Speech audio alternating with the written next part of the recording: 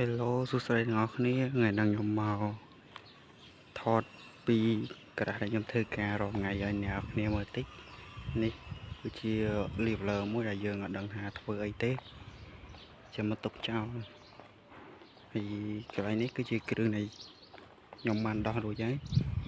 អានេះគឺជាតួកាប៊ីនយើងលើកតួកាប៊ីនឡើងមកលើហើយនោះគឺជាតួកៅអីនេះគឺជាតួម៉ាស៊ីនយើងបានដោះចេញអានេះសសរត្រឡប់លេខតដាច់មួយកណាត់ចឹងវាអត់ដាក់ដៃវាអត់ខុសគ្នាទេយ៉ាងគ្នានេះតួនេះម៉ាស៊ីនហើយនេះប្រអប់លេខខ្ញុំមកប្រអប់លេខ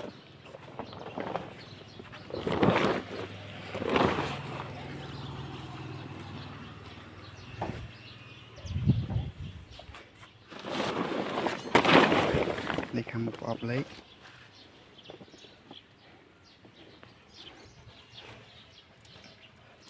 គឺវាមាននេះច្រើនទេវាមានតែមញងខាងក្នុងនេះស្នួរមញងម្ដងមកនេះមញងវាមកដុំវាផ្សេងម្ដុំនោះបានន័យថាម្ដងវាទៅក្នុងទៀតហើយអានេះមួយទៀតអាហ្នឹងវាដាក់លេខវាប្រើប្រេងដាក់លេខគ្នាយើងវាអត់ប្រើដូចថាវាប្រើតាគៀបផ្ដាមដាក់លេខពេកឡានយើងគេប្រើដាក់លេខទំពុតទៅក្រោយចេះអានេះអត់ទេគេប្រើប្រេងថានេះរុនប្រេងវាអញ្ចឹងគេផ្លុំប្រេងមួយឆាច់ទៅដើម្បីឲ្យអាលេខនោះវាដើរអញ្ចឹងគេដាក់លេខឲ្យដើម្បីគេដាក់លេខប្រេងគ្នាយើង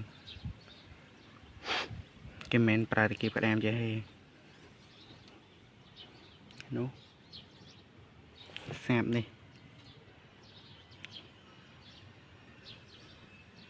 ហ្នឹងហើយបានន័យថាសាបប៉ុងគឺសាបប៉ុងចឹងឲ្យខ្ញុំតាក់វានៅក្នុងទៀតនេះជាមួយម៉ាស៊ីនជិះទូចមួយ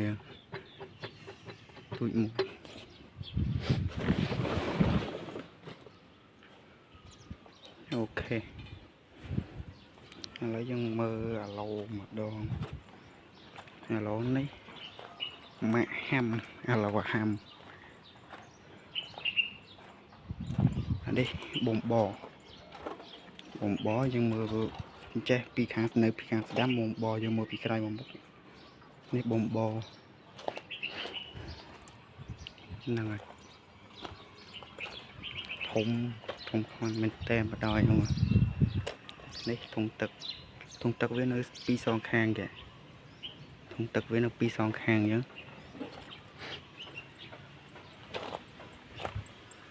ហើយប៊ុំធំវានៅក្នុងនេះមកបានថតឲ្យយើងមើលច្បាស់ពីលេងនេះនៅក្នុងនេះនឹងប៊ុំធំវាអានេះប៊ុំញាក់ហើយពីខាងឆ្វេងប៊ុំញាក់អានេះធ្វើងាយត្រូវទេប៊ុំញាក់ធ្វើងាយត្រូវទេហើយប្រព័ន្ធគ្រឿងបងវានៅក្នុងនេះ